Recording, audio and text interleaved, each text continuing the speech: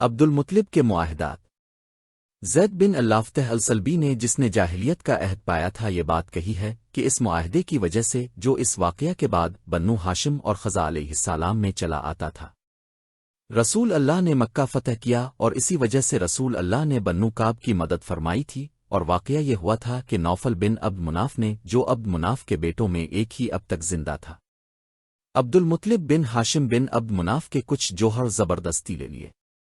عبد المطلب کی ماں سلم بنت عمرو النجار یہ قبیلہ خزرج کی تھی۔ عبد المطلب نے اپنے چچا سے انصاف کی اسے درخواست کی، مگر اس نے نہ مانا۔ عبد المطلب نے اپنے ماموں سے اس کی شکایت کی اور ان سے مدد مانگی۔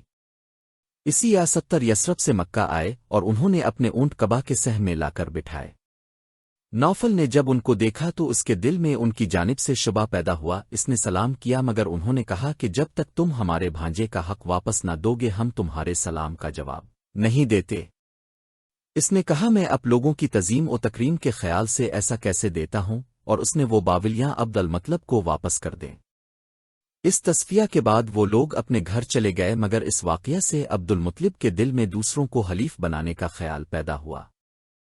اس نے بسر بن عمر و ورقہ بن فلاں اور خزا علیہ السلام کے بعض دوسرے اشخاص کو معاہدہ کے لیے دعوت دی۔ یہ سب قبا میں آئے اور یہاں انہوں نے ایک معاہدہ لکھ لیا۔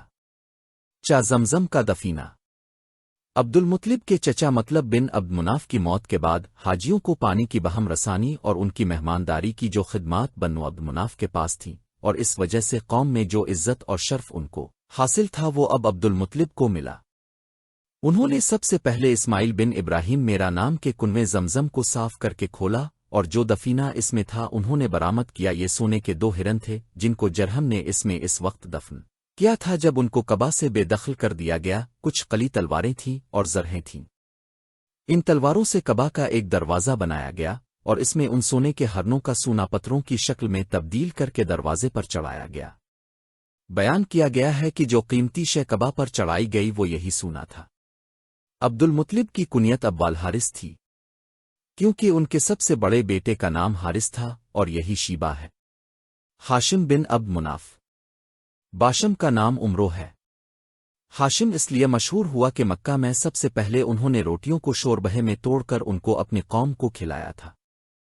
اسی کے متعلق مترود بن کعب الخزاع ابن الکلبی کے قول کے مطابق ابن الزبر نے یہ شعر کہا ہے، وہ عمرو جس نے اپنی قوم کو روٹی چور کر کھلائی جبکہ مکہ والے سخت قحط میں مبتلا تھے۔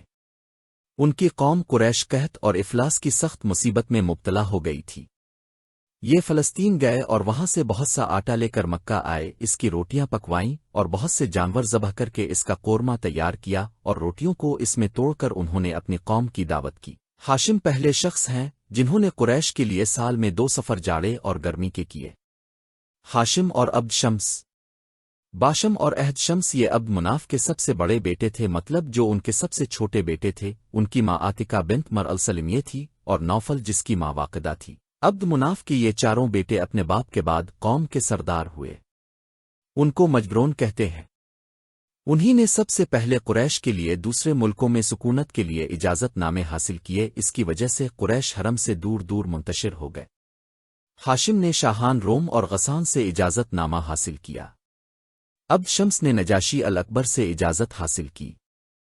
اس وجہ سے قریش حبشہ چلے گئے۔ نوفل نے اکا سرا ایران سے اجازت حاصل کی، اور اس وجہ سے قریش عراق جا کر آباد ہوئے۔ مطلب نے ملوک حمیر سے نوآبادی کی اجازت حاصل کی، اور اس وجہ سے قریش یمن جا کر متوطن ہوئے۔ چونکہ ان کی وجہ سے اللہ نے قریش کی حالت درست کر دی، اس لیے ان کو مجبرون کہنے لگے۔ بیان کیا گیا ہے کہ ہاشم اور عبد شمس توام پیدا ہوئے تھے۔ جو پہلے پیدا ہوا تھا اس کی ایک انگلی دوسرے کی پیشانی سے چمٹی ہوئی تھی، اس لیے اسے کاٹ کر دونوں کو علیحدہ کیا گیا۔ اس قط سے خون بہا، اس پر یہ شگون لیا گیا کہ ان کے درمیان خون ریزی ہوگی۔ اپنے باپ عبد مناف کے بعد ہاشم قبا کے متولی ہوئے، اور حاجیوں کے لیے پانی اور قیام کا انتظام ان کے متعلق ہوا۔ ہاشم اور الفامیہ میں منافرت۔ جب ہاشم نے اپنی قوم کی دعوت کی تو اس پر امیہ بن عبد شمس بن عبد مناف کے دل میں ان کی طرف سے حسد پیدا ہوا۔ یہ بھی دولت مند تھا، اس نے اگرچہ بڑے اہتمام سے اپنی قوم کی ویسی ہی دعوت کی، مگر وہ بات نہ ہو سکی جو ہاشم سے بن آئی۔ قریش کے بعض لوگوں نے اس کا مضحکہ کیا، وہ سخت برہم ہوا اور ہاشم کا دشمن ہو گیا، اور مطالبہ کیا کہ اس کے متعلق پنچایت سے فیصلہ لیا جائے۔ ہاشم نے اپنی بزرگی اور عزت کی وجہ سے اس بات کو برا سمجھا، مگر قریش نے ان کا پیچھا نہ چھوڑا اور انہیں جوش دلا کر اس بات پر آمادہ کر دیا۔ ہاشم نے کہا، میں اس شرط پر اس معاملہ کو پہنچائیت کے سپرد کرتا ہوں کہ تم کو سیاہ گردن کی 50 اونٹنیاں مکہ کی تلہٹی میں ذبح کرنا پڑیں گی اور 10 سال کے لیے مکہ سے ترک سکونت کرنا پڑے گی۔ امیہ نے یہ شرط مان لی اور اب دونوں نے کان الخزا کو اپنے درمیان حکم بنایا۔ اس نے ہاشم کے حق میں فیصلہ کیا۔ ہاشم نے امیہ سے اونٹنیاں لے کر ان کو ذبح کیا اور حاضرین کی اس سے دعوت کی۔ امیہ شام چلا گیا۔ اس سال وہ وہاں رہا۔ ہاشم اور امیہ میں عداوت کا یہ پہلا واقعہ تھا۔ عبد المطلب اور حرب بن امیہ۔ یہ واقعہ بھی بیان کیا گیا ہے کہ عبد المطلب بن ہاشم اور حرب بن امیہ نے اپنے تعلقات کے لیے نجاشی الحبشی سے کہا، مگر اس نے دخل دینے سے انکار کر دیا۔ تب ان دونوں نے نفیل بن عبدالعزی بن ریاح بن عبداللہ بن قرط بن عزا بن ہدی بن کعب کو سرپنچ بنایا۔ اس نے حرب سے کہا، اے ابو عمرو، تم اس شخص سے تنافر اور تنازع کرتے ہو جو تم سے قد میں بڑا ہے۔ اس کا سر تم سے بڑا ہے، تم سے زیادہ وجی ہے، تم سے کم برا ہے، جس کی اولاد تم سے زیادہ ہے، جو تم سے زیادہ بھی ہے اور زیادہ طاقتور ہے۔ یہ کہہ کر اس نے عبد المطلب کے حق میں فیصلہ کر دیا۔ حرب نے کہا، یہ بھی شومئی وقت ہے کہ ہم نے تجھے حکم بنایا۔ عبد مناف کے بیٹوں میں سے سب سے پہلے ہاشم نے شام کے شہر غزہ میں انتقال کیا۔ اس کے بعد عبد شمس نے مکہ میں انتقال کیا اور وہ اجید میں دفن کیا گیا۔ اس کے بعد نوفل نے عراق کی راہ میں مقام سلمان میں انتقال کیا۔ پھر مطلب نے یمن کے مقام رومان میں انتقال کیا۔ ہاشم کے بعد حجاج کے لیے پانی اور قیام کا انتظام ان کے بھائی مطلب کے متعلق ہوا۔ عبد مناف بن قس، اس کا اصل نام مغیرہ ہے۔ اس کے حسن و جمال کی وجہ سے اسے چاند کہتے تھے۔ قس کہا کرتا تھا کہ میرے 4 بیٹے ہوئے، ان میں سے 2 کے نام میں نے اپنے دونوں بتوں کے نام پر رکھے، ایک کا نام اپنے گھر کے نام پر رکھا اور ایک کا خود اپنے نام پر رکھا۔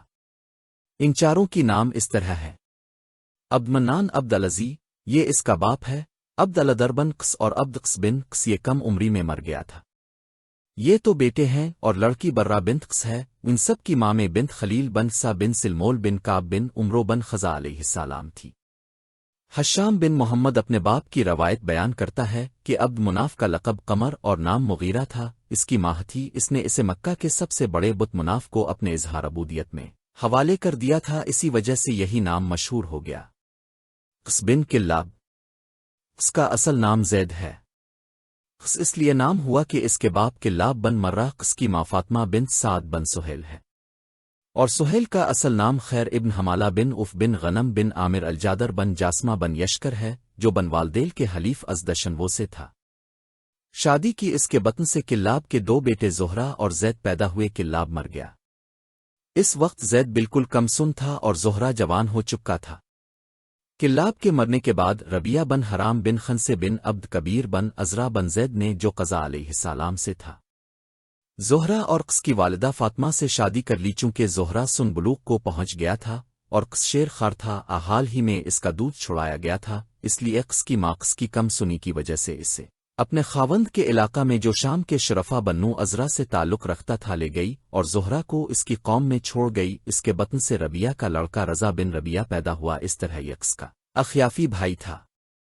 ربیہ بن حرام کے 3 لڑکے ایک دوسری عورت کے بطن سے تھے، ان کے نام یہ ہیں: حسن بن ربیہ، محمود بن ربیہ اور جلہمہ بن ربیہ۔